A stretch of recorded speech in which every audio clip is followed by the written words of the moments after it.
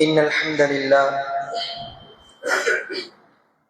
نحمده ونستعينه ونستغفره ونؤمن به ونتوكل عليه ونعوذ بالله من شرور أنفسنا ومن سيئات أعمالنا. من يهده الله فلا مضل له ومن يضلله فلا هادي له. ونشهد أن لا إله إلا الله وحده لا شريك له، وأشهد أن محمدا عبده ورسوله. أما بعد، فقد قال الله تعالى في القرآن العظيم وفي الفرقان المجيد: فأعوذ بالله من الشيطان الرجيم. بسم الله الرحمن الرحيم. يا أيها الذين آمنوا اتقوا الله حق تقاته ولا تموتن إلا وأنتم مسلمون. وقال أيضا: يا أيها الذين آمنوا اتقوا الله وقولوا قولا سديدا يصلح لكم أعمالكم ويغفر لكم ذنوبكم ومن يطع الله ورسوله فقد فاز فوزا عظيما. قال أيضا: يا أيها الناس اتقوا ربكم الذي خلقكم من نفس واحدة وخلق منها زوجها وبث منهما رجالا كثيرا ونساء واتقوا الله الذي تساءلون به والأرحام إن الله كان عليكم رقيبا. اللهم صل على محمد وعلى آل محمد كما صليت على إبراهيم وعلى آل إبراهيم إنك حميد مجيد. اللهم بارك على محمد وعلى آل محمد كما باركت على إبراهيم وعلى آل إبراهيم إنك حميد مجيد. قال الله سبحانه وتعالى في كتابه الكريم: وإذا سألك عبادي عني فإني قريب أجيب دعوة الداعي إذا دعان فليستجيبوا لي وليؤمنوا بي لعلهم يرشدون. அன்பிற்கினே இல்லாமல் அல்லாஹ் நல்லடியார்களே, அல்லாஹ்வுடைய மாபெரும் அருளினால் அவனுடைய இறையில்லத்தில் அவனை இறையச்சத்தோடு வணங்க வேண்டும் என்கின்ற நோக்கத்தில் குறிப்பாக வணக்கங்களில் மிக மேலான வணக்கமாக இருக்கக்கூடிய ஜும்ஆ என்கின்ற வணக்கத்தை உள்ளச்சத்தோடு உள தூய்மையோடு அல்லாஹ்வை அஞ்சியவர்களாக நிறைவேற்ற வேண்டும் என்கின்ற நோக்கத்தில் நாம் எல்லாம் அமர்ந்து கொண்டிருக்கிறோம். அன்பார்ந்த சகோதரர்களே, இந்த ஜும்ஆ உரையில் நாம் குறிப்பாக பார்க்க இருக்கின்ற செய்தி துஆவும் துஆவில் நாம் ஏற்படுத்தக்கூடிய தவறுகளும் என்கின்ற தலைப்பின் கீழே ஒரு சில முக்கியமான செய்திகளை நாம் பார்க்க இருக்கிறோம். அன்பார்ந்த சகோதரர்களே, அல்லாஹ்வுடைய மாபெரும் நாட்டத்தினால் எண்ணப்படக்கூடிய சில நாட்களில் ரமலானுடைய மாதத்தை அடைய இருக்கிறோம். ரமலானுடைய மாதத்தை பொறுத்தவரையில் அல்லாஹ்வுடைய அருளும் பரக்கத்தும் வற்றா கருணையும் பொழிகின்ற மாதம், அருள் மழை பொழிகின்ற மாதம். இன்னும் குறிப்பாக சொல்ல போனால் சஹர் நேரத்தை, அந்தஸ்துக்குரிய நேரமாக இருக்கக்கூடிய சஹர் நேரத்தை உயிர்ப்பிக்கக்கூடிய மாதத்தை நாம் எல்லாம் அடைய இருக்கிறோம். இந்த மாதம் வந்துவிட்டால் அமல்கள் அதிகம் செய்ய வேண்டும் என்கின்ற உத்வேகம் நம்மிடத்திலே பிறக்கின்றது. நம்மை அறியாமல் ஒரு சந்தோஷம் பிறக்கின்றது, ஒரு மகிழ்ச்சியும் ஆர்வமும் அமல்கள் செய்ய வேண்டும் என்கின்ற தூண்டுதல் நம்முடைய மனதிற்குள் ஒவ்வொரு இடத்திலும் வந்து கொண்டுதான் இருக்கிறது. எனவே தான் இந்த மாதம் ரமலானுடைய மாதம் என்பது சிறப்பிற்குரிய மாதமாக இருக்கிறது. குறிப்பாக சொல்ல போனால் நம்மெல்லாம் அறிந்தது போன்று இந்த ரமலானுடைய மாதம் என்பது குர்ஆன் இறக்கப்பட்ட மாதம். அல்லாஹ் சுப்ஹானஹு வ தஆலாவுடைய வார்த்தை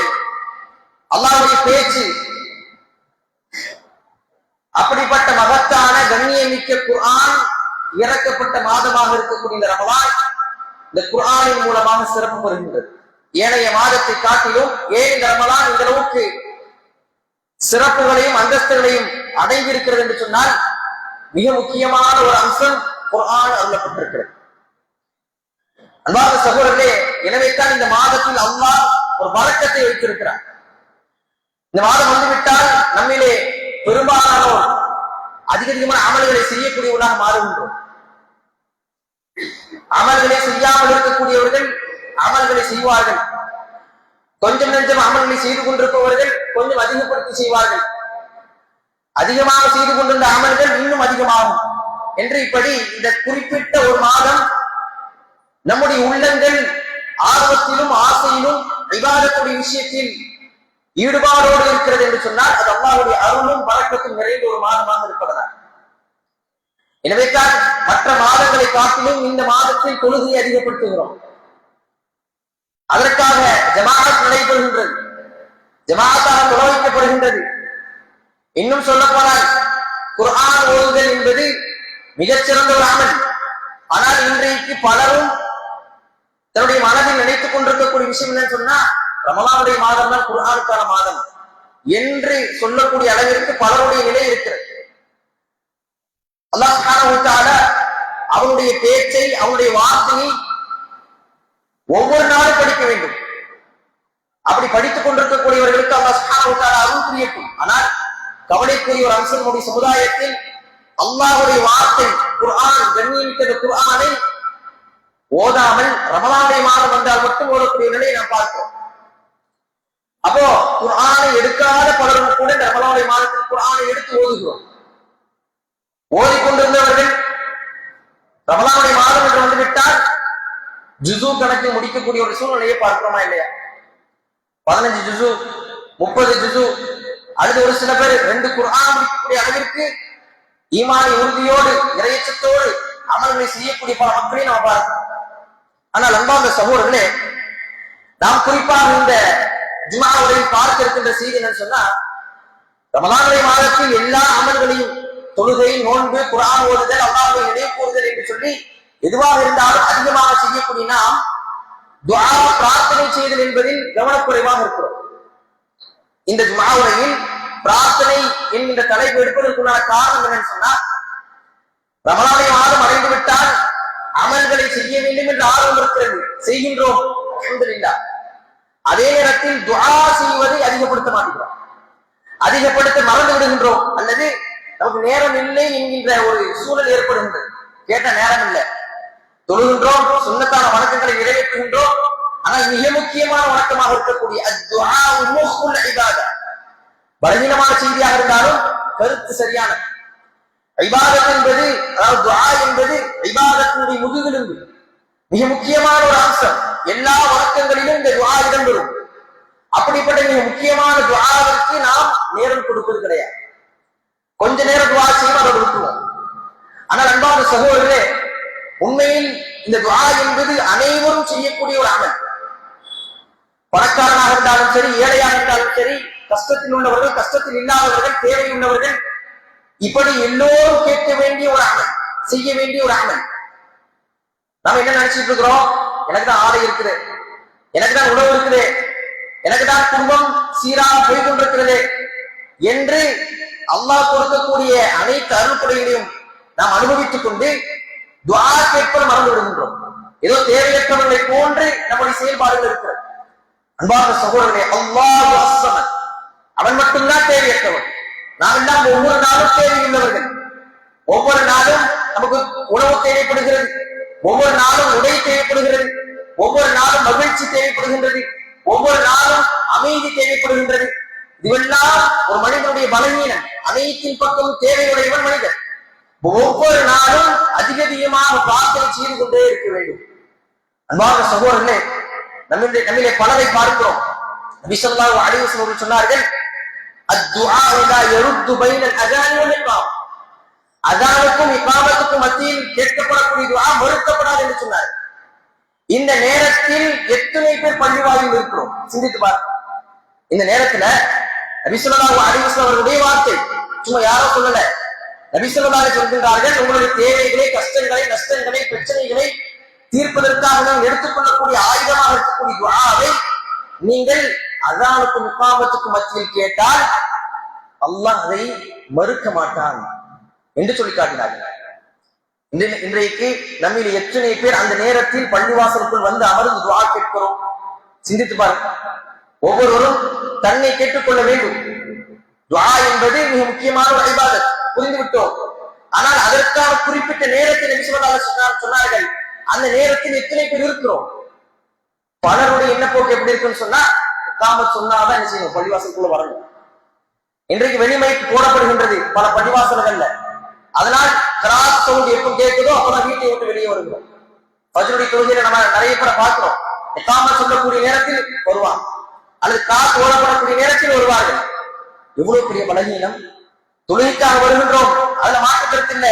தொழுகின்றோம் ஃபஜ்ருடைய தொழுகை, அதுல மாற்று கருத்து கிடையாது. துஆ என்கின்ற அந்த மாபெரும் இபாதத்தை மறந்து விடுகின்றோம். நேரம் இல்லை என்பதாக சொல்லுகிறோம். அல்லாஹ் சுப்ஹானஹு வ தஆலா சொல்லி காட்டுகின்றான், வகால ரப்புக்கும் உதுஊனி அஸ்தஜிபு லக்கும். அல்லாஹ் சுப்ஹானஹு வ தஆலா சொல்லுகின்றான், நீங்கள் என்னை அழையுங்கள், நான் உங்களுக்கு பதிலளிக்கின்றேன்.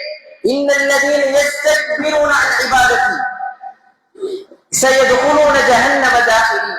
அல்லாஹ் சுப்ஹானஹு வ தஆலா சொல்லுகின்றான், என்னை வணங்கக்கூடிய விஷயத்தில் யார் பெருமை எடுக்கிறாரோ அப்படின்னு என்ன அர்த்தம்? முதலாவதாக என்னை அழையுங்கள், நான் உங்களுக்கு பதிலளிப்பேன் என்பதாக சொல்லிவிட்டார். சொல்லிவிட்டு அல்லாஹ் சொல்லுகிறான், யார் என்னை வணங்கக்கூடிய விஷயத்துக்கு பெருமை எடுக்கிறாரோ அவரை நான் ஜஹன்னம் என்கின்ற அந்த நரக நெருப்பில் நுழைவிப்பேன் என்பதாக சொல்லுகிறார். அப்ப நான் துஆ செய்யாம என்னை தேவையற்றவனாக கருதி கொண்டு நான் இருந்தால் நான் பெருமை அடிக்கிறேன் என்று அர்த்தம். இன்றைக்கு துஆ என்பதுதான் கடமை கிடையாது என்கின்ற ஒரு சூழல் என்ற எண்ணம் நமக்கு இருக்கிறது. தொழுகை கடமை என்கின்ற அந்த எண்ணம் நமக்கு இருக்கிறது. நோன்பு கடமை, ரமலானுடைய மாதம் வந்து விட்டால். ஆனால் துஆவை புறக்கணித்து விட்டு போகும், அதை சர்வசாதாரண புறக்கணிக்கின்றோம். ஆனால் அல்லாஹ் சொல்லுகின்றான், என்னை வணங்கக்கூடிய விஷயத்தில் முதலாவது துஆவை பற்றி சொல்லிட்டான். அப்ப அது துஆவும் அதுக்குள்ள வந்துடும். அவர் செய்யாமல் இருந்தால் நான் பெருமை கொள்கின்றேன் என்ற அர்த்தம், நான் தேவையற்றவனாக என்னை கருதி கொள்கிறேன் என்ற அர்த்தம். பண்பார்ந்த சகோதரர்களே, துஆவை ஒரு பொழுதும் நாம் குறைவான ஒன்றாக, ஒரு இழிவான ஒன்றாக நாம் பார்த்து விடக்கூடாது. அதை ஒரு பவர்ஃபுல்லான ஒரு விஷயமாக பார்க்கணும். ஏனென்றால் நபி ஸல்லல்லாஹு அலைஹி வஸல்லம் சொல்லிக்காட்ட ஒரு ஹதீஸை பார்க்கிறோம், அத்துஆஉ சிலாஹுல் முஃமின். அத்துஆஉ சிலாஹுல் முஃமின், முஃமினுடைய ஆயுதம். வஇமாதுத்தீன், மார்க்கத்தினுடைய அடிப்படை. வனூரு ஸமாவாத்தி வல் அர்த், வானம் பூமியுடைய ஒளியாக இருக்கிறது என்பதாக சொன்னார்.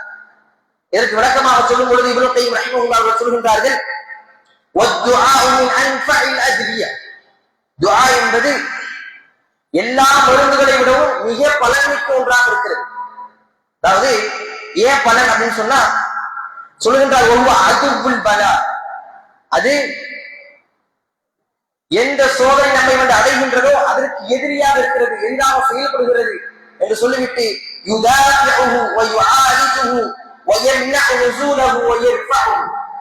துஆ என்பது நமக்கு வருகின்ற அந்த சோதனையை அதை விட்டு நம்மை பாதுகாக்கின்றது, அதை விட்டு நம்மை தடுக்கின்றது, அல்லது அதை உயர்த்தி விடுகின்றது.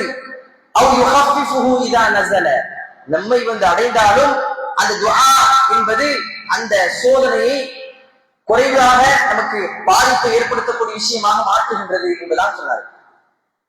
சகோதரர்களே, இதுதான் சிலாஹுல் முஃமின், முஃமினுடைய ஆயுதம். ஒரு சோதனை வரும்பொழுது, கஷ்டம் வரும்பொழுது, தேவை வரும்பொழுது அதை நிவர்த்தி செய்வதற்கு உண்டான ஒரு ஆயுதமாக இக்கட்டான சூழ்நிலையில் இருக்கிறோம், எதுவுமே செய்ய முடியாதுன்னு சொன்னா அதுக்கு ஆயுதம் என்ன? ஒரு முஃமினுடைய ஆயுதமாக இருப்பது துஆ மட்டும்தான். ஆனா நாம என்ன செய்யறோம்? ஏதாவது கஷ்டம் வந்துட்டால் அல்லாஹ்வை தவிர்த்து மற்ற எல்லா இடத்திலும் நம்ம கஷ்டத்தை சொல்றோம், நம்முடைய பிரச்சனைகளை சொல்றோம். எனக்கு இப்படிப்பட்ட கஷ்டம் இருக்கிறது, பொருளாதார கஷ்டம் இருக்கிறது என்று எல்லா இடத்திலும் சொல்லுகின்றோம். பல மக்களை பார்க்கிறோம், எல்லோருக்கும் வந்து சொல்லுவார்கள், அல்லாஹ் இடத்துல கேட்டீர்களா என்று கேட்டால் இல்லை. முதலாவதாக ஒரு முஃமினுடைய ஆயுதமாக இருப்பது இந்த துஆ என்பதை நாம் ஒவ்வொருவரும் விளங்கிக் கொள்ள வேண்டும். அன்பார்ந்த சகோதரர்களே, இந்த ஜும்ஆ உரையில் நாம் மிக முக்கியமாக தெரிந்து கொண்டிருக்கின்ற ஒரு செய்தி என்னவென்று சொன்னால், துஆவில் நாம் ஏற்படுத்தக்கூடிய தவறுகள். துஆ என்பது மிக முக்கியமான ஒரு இபாதத். அந்த இபாதத்தை அல்லாஹ்வுடைய தூதரும் எப்படி செய்ய சொன்னார்களோ அப்படிதான் செய்யும். நம்முடைய இஷ்டத்துக்கு ஏற்ப நாம் எப்படி நினைக்கின்றோமோ அது போன்று செய்தால் அது ஒரு பொழுதும் அல்லாஹ் ஏற்றுக்கொள்ள மாட்டார். அந்த அடிப்படையை பார்க்கும் பொழுது நாம் விடக்கூடிய ஒரு சில தவறுகள், ஏராளமான விஷயங்களை பட்டியலிடுறான் அறிஞர் பெருமக்கள், நிறைய விஷயங்களை பட்டியலிடுறாங்க. அதுல மிக முக்கியமான ஒரு சில விஷயங்களை நம்ம இந்த ஜும்ஆவுடைய பார்ப்போம். அன்பார்ந்த சகோதரர்களே, முதலாவது நாங்கள் சொல்லும் பொழுது ஐ யஷ்தமில அலா ஷைஇன் மின தவஸ்ஸுலாத்தி அஷ்ஷரிகத்தி அமில் பித்அத், அதாவது துஆ கேட்கும் பொழுது வசீலாவை ஏற்படுத்தி கேட்பது, இடைத்தரகர்களை ஏற்படுத்தி கேட்பது.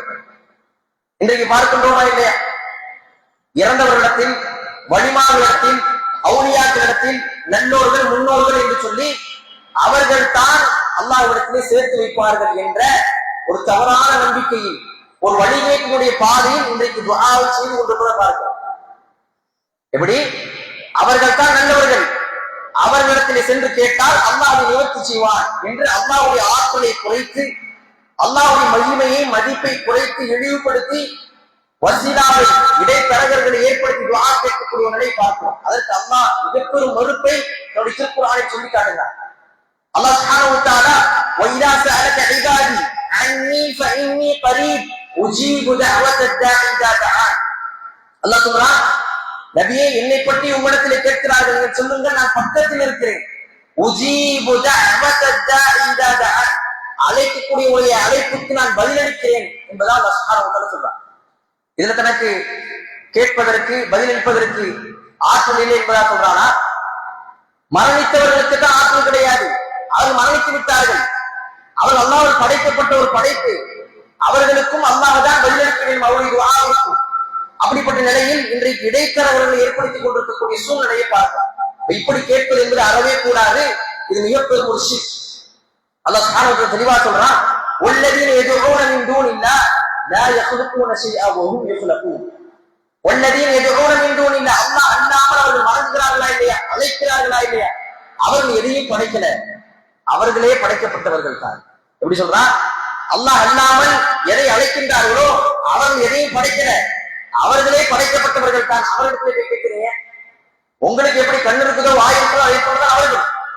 அதே நேரத்தில் உங்களை விட பலகீனமானவர்கள் அவர்கள். அல்லாஹ் சொல்கின்றான், அம்பாத்துல் கைரு அஹ்யா, அவர்கள் மரணித்தவர்கள், அவர்களுக்கு உயிர் கிடையாது. அம்பாத்துல் கைரு அஹ்யா வமா யஷ்உரூன அய்யான யபஅஸூன், அவர்கள் எப்போது எழுப்பப்படுவார்கள் என்பதை அவர்களுக்கு தெரியாது. எப்படி சொல்றான்?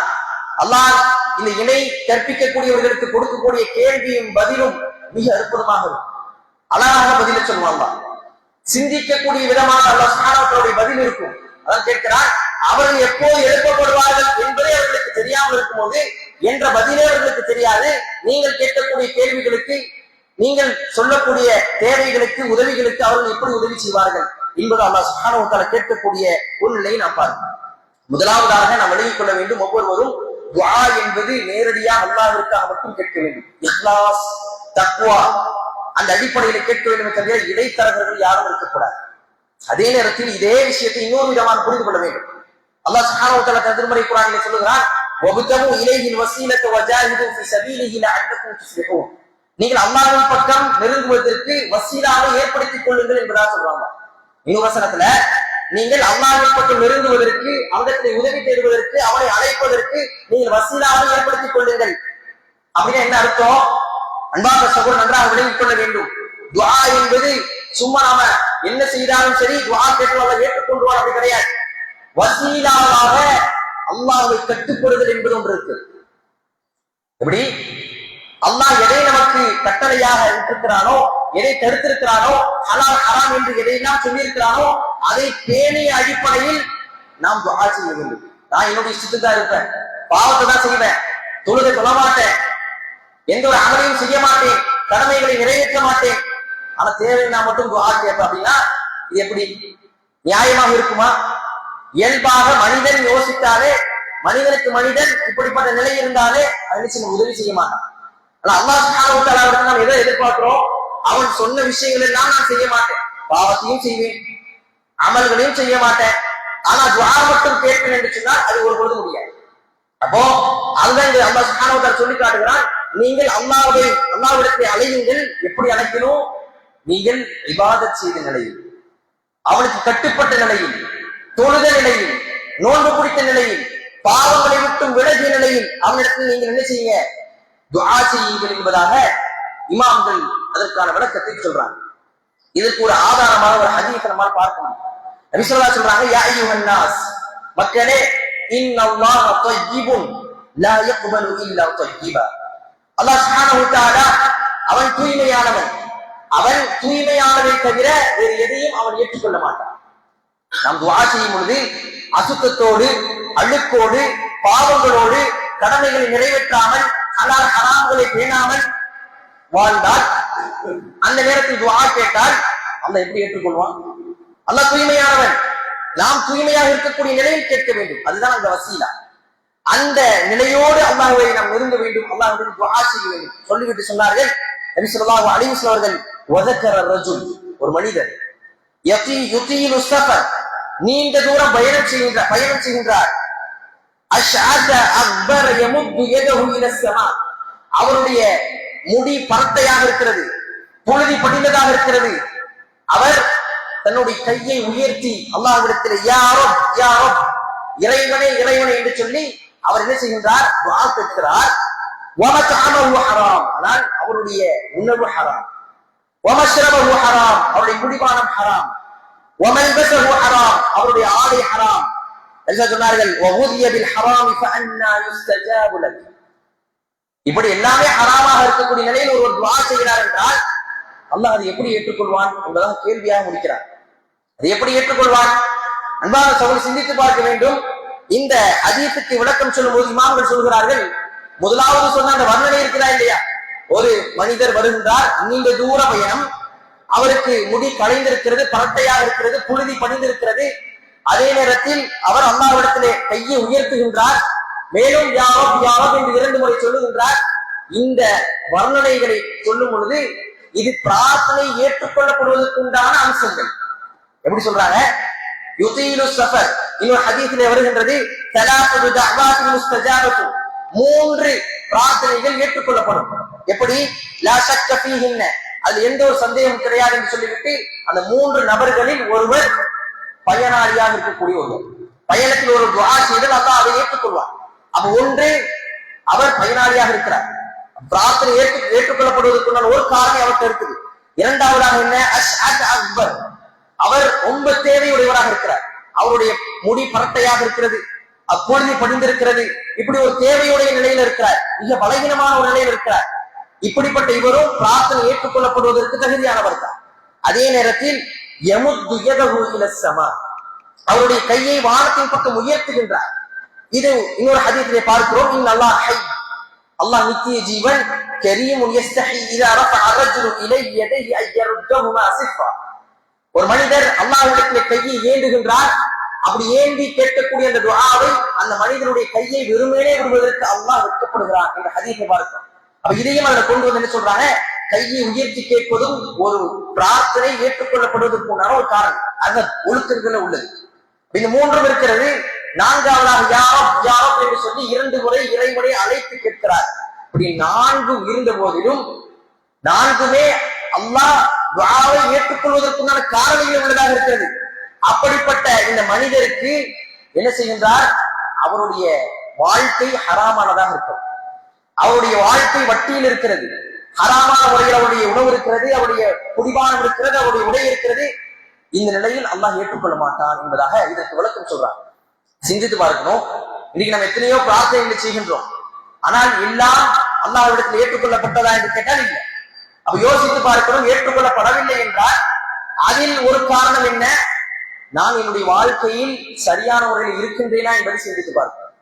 ஹலால் ஹராமை நான் தேடி வாழுகின்றேனா என்பதை சிந்தித்து பார்க்க வேண்டும். குறிப்பாக என்னுடைய பொருளாதாரம், நான் சம்பாதிக்கக்கூடிய பொருளாதாரம் எந்த வழியில் வருகிறது, ஹராமான வழியில் வருகிறதா, நான் உண்ணக்கூடிய உணவு எப்படிப்பட்டது, மோசடியான முறையில் நான் அதை சாப்பிடுகின்றேனா, எல்லாவற்றையும் கவனிக்க வேண்டும். நாம் அதெல்லாம் பார்க்கிறது கிடையாது. துஆ ஏற்றுக்கொள்ளப்படலையா, அல்லாஹ் ஏற்றுக்கல, என்னுடைய பிரார்த்தனை ஏற்றுக்கொள்ளவில்லை, ஏன் ஏற்றுக்கல என்பதை சிந்திக்க வேண்டும். நான் ஏதாவது தவறு செய்திருக்கிறேனா, நான் பாவத்தில் ஈடுபட்டுக் கொண்டே துஆ கேட்கிறேனா என்பதை எல்லாம் சிந்தித்து பார்க்க வேண்டும். அப்போ 2 விஷயங்களை நம்ம புரிந்து கொள்ளணும். ஒண்ணு, வசீலா என்று மார்க்கம் தடுத்த விஷயங்களை கொண்டு நினைச்சுக்கூடாது, வசீலாவாக நம்ம துஆ கேட்க கூடாது. அதாவது மரணித்தவர்கள் அல்லது நல்லோர்கள் முன்னோர்கள் என்று சொல்லி அவர்கள் வசீலா தேடக்கூடாது. மாறாக வசீலா என்று சொன்னால் அல்லாஹ் சொல்லக்கூடிய மார்க்கம் அடிப்படையிலான வசீலா தாஅத் என்ற அந்த விஷயத்தை கொண்டு, அல்லாஹ் கட்டுப்படுதல் என்கின்ற விஷயத்தை கொண்டு நாம் அல்லாஹ்விடத்திலே துஆ செய்ய வேண்டும். இது மிக முக்கியமான ஒரு அம்சம். கேட்கக்கூடிய துஆ எப்படி இருக்க வேண்டும்? ஹலால் ஹராம்களை பேணி அடிப்படையில் இருக்க வேண்டும், பாவங்களை விட்டு விலகி அடிப்படையில் இருக்க வேண்டும். குறிப்பாக மறுபடியும் சொல்லுவது, பொருளாதாரம் சரியான முறையில் ஈட்டுதலின் அடிப்படையில் நம்முடைய துஆ இருக்க வேண்டும் என்பதை விளங்கிக் கொள்ள வேண்டும். அன்பார்ந்த சகோதரர்களே, இரண்டாவதாக நாம் விடக்கூடிய தவறுகளில் மிக முக்கியமான ஒன்று அய்யதுஉ அலல் அஹ்லி வல் அம்வாலி வன் நஃப்ஸ். துஆ கேட்கும் பொழுது நம்முடைய குடும்பத்திற்கு எதிராக, நமக்கு எதிராக அல்லது நம்முடைய பொருளாதாரத்துக்கு எதிராக கேட்பது. அல்லாஹ் சுப்ஹானஹு வ தஆலா சொல்றாங்க அந்த திருமறை குர்ஆன்ல, வயதுஉல் இன்சானு பிஷ்ஷர்ரி துஆஅஹு பில் கைரி வ கான அல் இன்சானு அஜூலா. அல்லாஹ் சொல்கின்றான், மனிதன் நன்மையை கேட்பதற்கு பகரமாக தீமையை கேட்கிறான். என்ன சொல்றான் அல்லாஹ்? மனிதன் நன்மையை கேட்பதற்கு பகரமாக தீமையை கேட்கிறான், மனிதன் அவசரக்காரனாகவே இருக்கிறான் என்பதாக சொல்லிட்டாரு. உண்மையில் இன்றைக்கு பார்க்கிறோமா இல்லையா? கோபம் வந்துட்டா அவசரப்பட்டுறோம், வார்த்தைகளை பழித்து சொல்லக்கூடிய வார்த்தையை சர்வசாதாரணமாக விடுகின்றோம். சர்வசாதாரணமாக நமக்கு எதிராக, நம்முடைய பொருளாதாரத்துக்கு எதிராக, நம்முடைய சந்ததிகளுக்கு எதிராக, குடும்பத்துக்கு எதிராக நாம் பழித்து பேசக்கூடிய நிலையை பார்க்கிறோமா இல்லையா? நீ நாசமா போவ, உனக்கு ஒண்ணும் இல்லாமல் போயிருவ என்று பொருளாதாரத்தை குறித்தும் அவருடைய வாழ்க்கையை குறித்தும் துஆ செய்யக்கூடிய பல மக்கள் நாம் பார்க்கிறோம். என்ன, ஒரு சின்ன உதவி செய்திருக்க மாட்டாங்க, ஒரு சின்ன உதவி செய்திருக்க மாட்டார்கள், அல்லது ஏதாவது ஒரு கஷ்டமான நேரத்தில் கூட இருந்திருக்க மாட்டாங்க. அந்த நேரத்தில் என்ன செய்வாங்க? நான் நாசமா போறேன், என்னை கண்டுகொள்ளாதீர்கள் என்று இப்படி தன்னை பற்றியும் மாற்றமாக பழித்து பேசக்கூடிய பல பெண்களை பார்க்கிறோம். குறிப்பாக பெண்களுடைய நிலை எப்படி இருக்குன்னு சொன்னா, அந்த கோபம், அவசர புத்தி என்ற அடிப்படையிலே அவர்கள் தன்னைத்தானே இழிவுபடுத்திக் கொள்ள நிலையில், தன்னைத்தானே பழித்துக் கொள்ளக்கூடிய நிலையை நாம் பார்க்கிறோம். இதைத்தான் அல்லாஹ் சுப்ஹானஹு வ தஆலா சொல்கின்றான், மனிதன் அவசரக்காரனாக இருக்கிறான். அவசரப்பட்டு என்ன செய்யறான்? தன்னுடைய குடும்பத்தை திட்டுறான், தன்னையே திட்டுறான், தன்னுடைய சந்ததிகளை திட்டுறான், தன்னுடைய பிள்ளைகளை திட்டுகின்றான். பிள்ளைகள் ஏதாவது தவறு செஞ்சுட்டா அப்படி என்ன செய்யறோம்? சர்வ சாதாரணமா பழித்து விடுகின்றோம். கேட்டா அது நான் உள்ளார்ந்து சொல்லவில்லை என்பதாக சொல்லக்கூடிய நிலையை நான் பார்க்கிறோம். அப்படி அல்ல, மாறாக அல்லாஹ் சொல்லுகின்றான், நன்மை கேட்கறதுக்கு பகரமா தீமையை கேட்கிறான். ஏனென்றால் அவசரக்காரனாகவே இருக்கிறான் என்பதாக அல்லாஹ் சுப்ஹானஹு வ தஆலா சொல்லி காட்டக்கூடிய செய்தியை நாம் பார்க்கிறோம். பண்பாக சகோதரர்களே, அவசரப்படக்கூடாது. அவசரம் என்பது பல நேரங்களில் நம்மை மோசமான நிலையில் பட்டம், நாளை மறுமை நாளில் நாமே நமக்கு எதிராக வந்து நிற்கக்கூடிய அளவிற்கு உண்டான ஒரு சூழ்நிலையில் பட்டம் திருப்பிவிடும். அவசரம் என்பது நம்மிடத்தில் இருக்கக்கூடாது. அப்ப இந்த இரண்டாவது நிலை எதை சொல்லுகிறது என்று சொன்னால், நாம் நமக்கு எதிராகவோ அல்லது நம்முடைய குடும்பத்துக்கு எதிராகவோ அல்லது நம்முடைய பிள்ளைகளுக்கு எதிராக என்ன செய்யக்கூடாது? துஆ கேட்கக்கூடாது என்பதை விளங்கிக் கொள்ளும். இது இரண்டாவது அம்சம். மூன்றாவதாக அதாவது உறவுகளை துண்டித்து வாழ்வதை கொண்டு துஆ கேட்பது. உறவுகளை துண்டித்து வாழ்வதை கொண்டு துஆ கேட்பது. அன்பார்ந்த சகோதரர்களே, மார்க்கம் உறவை பேணுதல் என்கின்ற விஷயத்தில் வலியுறுத்தி சொல்லி காட்டுகிறது. மிக மிக வலியுறுத்தி சொல்லி காட்டிய ஒரு அம்சங்களில் உள்ளதுதான் உறவை பேணுதல் என்பது. எந்த அளவுக்கு என்றால், நபி ஸல்லல்லாஹு அலைஹி வஸல்லம் அவர்கள் துஆ ஏற்றுக்கொள்ளப்படாமல் போவதற்குண்டான காரணியாக உறவை துண்டித்து வாழ்வதை சொன்னார்கள். எப்படி? நல்ல கவனிக்கணும். உறவை பேணி வாழாமல் ஒருவர் இருக்கிறார் என்றால் அவர் துஆ ஏற்றுக்கொள்ளப்படாது. நபி ஸல்லல்லாஹு சொல்றாங்க, மா மின் முஸ்லிம் யதுஉ லைஸ பிஇஸ்மின் வலா பிகதிஅத்தின் லஹு தஅவத்துஹு வ இம்மா அய்யத்தஹிரஹா லஹு ஃபில் ஆகிரா. அதாவது ஒருவர் பாவம் செய்யாமல் இருக்கிறார், ஒருவர் உறவை பேணி வாழுகின்றார், இவர்களுக்கு தான் துஆ ஏற்றுக்கொள்ளப்படும் என்ற ஒரு ஹதீஸ் வருகிறது. அப்போ ஒருவர் உறவை பேணாமல் துண்டித்து பிரிந்து பேசாமல் வாழ்கிறார் என்று சொன்னால் அவருக்கு துஆ ஏற்றுக்கொள்ளப்படாது. அப்படி இருக்க துஆவிலேயே நான் உறவை துண்டித்து வாழணும், இவர்கள் சரியில்லை, இவரோடு நான் பிரிந்து வாழணும் என்று துஆ கேட்பது, அவர்களை விட்டு நான் தூரமாக வாழணும் என்று அல்லாஹ்விடத்தில் கேட்பது, துஆவிலே நான் கேட்பது என்பது கூடாது என்ற ஒரு செய்தியை கொண்டு வராங்க. அதில் வணங்கிக் கொள்ளணும். அதாவது உறவை துண்டித்து வாழுதல் என்பது துஆ ஏற்றுக்கொள்ளப்படாமல் போவதற்குண்டான காரணம். அதையே நாம் என்ன செய்யக்கூடாது? துஆவில் துண்டித்து வாழ்வதை கேட்கக்கூடாது என்பதை சொல்லி காட்டுறாங்க. நான்காவதாக பார்க்கும் பொழுது அதமுல் இஹ்திமாமி பில் இஹ்தியாரி அஸ்மாஇல்லாஹி வ சிஃபாத்திஹில் முனாஸபத்தி இந்த துஆ. துஆவில அல்லாஹ்வுடைய பெயர் பண்புகளை சேர்க்காமல் கேட்பது. இதெல்லாம் ரொம்ப பலகீனமாக இருக்கும். அதிகமானோர் அல்லாஹ்வுடைய பெயர் பண்புகள் சேர்ப்பதே கிடையாது. நம்முடைய தேவைகளை முற்படுத்தி கேட்டுவிட்டு சென்று விடுகின்றோம். ஆனால் உண்மையில் அல்லாஹ்வுடைய பெயர் பண்புகளை கொண்டு கேட்கும் பொழுது அல்லாஹ் அதை ஏற்றுக்கொள்கிறான், அதை விரும்புகின்றான், அதை ஆசைப்படுகின்றான். அல்லாஹ் சொல்லுகின்றான், வலில்லாஹில் அஸ்மாஉல் ஹுஸ்னா, அல்லாஹ்வுக்கு என்று பெயர் பண்புகள் இருக்கிறது, அழகிய பெயர் பண்புகள். ஃபதுஊஹு பிஹா, அதை கொண்டு நீங்கள் என்ன செய்யுங்கள், அல்லாஹ்விடத்திலே அலையுங்கள் என்பதாக அல்லாஹ் சுப்ஹானஹு வ தஆலா சொல்லுகின்றான். ஏராளமான வசனங்கள் அல்லாஹ்வுடைய பெயர் பண்புகளை கொண்டு கேட்பதற்குண்டான ஒரு வசனங்களாக இருக்கிறது. அந்த அடிப்படையிலே நாம் கேட்கக்கூடிய துஆவிலே அல்லாஹ்வுடைய பெயர் பண்பு இருக்க வேண்டும். உதாரணமாக அவருடைய பாவங்கள் மன்னிக்கப்பட வேண்டும் என்று சொன்னார், யா கஃபார், யா கஃபார், மன்னிக்க கூடியவனே என்னுடைய பாவங்களை மன்னித்து விடு. யா வஹாப், வாரி வணங்கக்கூடியவனே, அன்பளிப்பாக வணங்கக்கூடியவனே, எனக்கு இந்த நியமத்தை தா, இதை கொடு, அதை கொடு என்று சொல்லி அல்லாஹ்வுடைய பெயர் பண்புகளை கொண்டு கேட்க வேண்டும். அதனால்தான் நம்ம அதிகமாக அல்லாஹ்வுடைய தூதரும் கற்றுத்தந்த துஆக்களை மரணம் செய்து வைத்திருக்க வேண்டும். அதுல பாத்தீங்கன்னா பெரும்பாலும் அந்த துஆக்கள் முடியக்கூடிய விஷயம் எப்படி இருக்குன்னா அந்த பெயர் பண்புகளை கொண்டு முடியும். இன்னல்லாஹ் கஃபூருர் ரஹீம், ஃபக்ஃபிர்லி ஃபஇன்னஹு லா யக்ஃபிரு ذுனூப இல்லா அன்த, ஃபக்ஃபிர்லி ஃபஇன்னஹு லா யக்ஃபிரு இல்லா அன்த ஃபக்ஃபிர் மா, இன்னல்லாஹ் கஃபூருர் ரஹீம். அல்லாஹ் சுப்ஹானஹு வ தஆலா மன்னிக்கக்கூடியவன், இரக்கம் காட்டக்கூடியவன். அதே நேரத்தில் ரப்பனா லா துஸிக் குலூபனா பஅத இத ஹதைதனா வ ஹப் லனா மின் லதுன்க ரஹ்மா இன்னக அன்தல் வஹ்ஹாப்.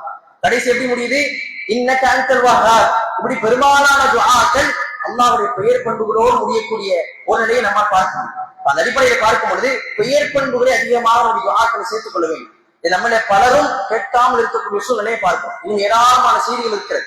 நம்முடைய துஆக்களில் நாம் விடக்கூடிய தவறுகள் என்று சொல்லி ஏராளமான விஷயங்கள் இருக்கு. அதெல்லாம் நம்ம தெரிந்து கொண்டு நம்முடைய வாழ்க்கையில் அதை சீர்திருத்தி சரி செய்து கொள்ள வேண்டும். அப்போதான் அல்லாஹ் சுப்ஹானஹு வ தஆலா அந்த துஆவை முழுமையாக ஏற்றுக்கொள்வான் என்பதை நாம் விளங்கிக் கொள்ள வேண்டும். எனவே இந்த துஆவை சரியான முறையில் செய்யக்கூடிய மக்களாக நாம் இருக்க வேண்டும். அல்லாஹ் சுப்ஹானஹு வ தஆலா அதற்கான உதவியை செய்வானா என்று கூறி என்னுடைய முதலாவது உரையை முடித்துக் கொள்கிறேன்.